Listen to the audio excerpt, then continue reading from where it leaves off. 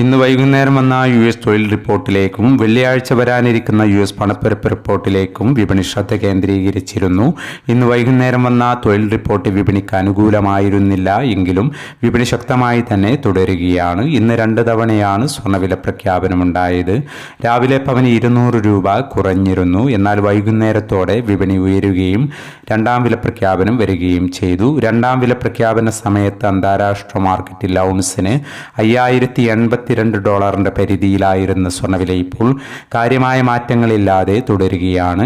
മാർക്കറ്റിന്റെ ഇപ്പോഴത്തെ അവസ്ഥയിൽ നാളെ സ്വർണ്ണവിലയിൽ മാറ്റമില്ലാതിരിക്കാനോ അല്ലെങ്കിൽ നേരിയ ഏറ്റക്കുറച്ചിലിനോ ഉള്ള സാധ്യത മാത്രമാണ് നിലനിൽക്കുന്നത്.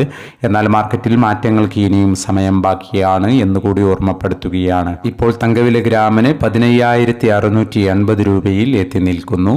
എല്ലാ വ്യൂവേഴ്സിൽ നിന്നും ഒരു ലൈക്ക് പ്രതീക്ഷിച്ചുകൊണ്ട് ഇന്നാദ്യമായി വീഡിയോ കാണുന്നവർക്കായി ഇന്നത്തെ സ്വർണ്ണവില ഒന്നുകൂടി പറയുന്നു. വൈകുന്നേരം പവന് 800 രൂപ കൂടി. ഇന്ന് 11/2/2026 പവന് 1,17,040, ഗ്രാമിന് 14,630.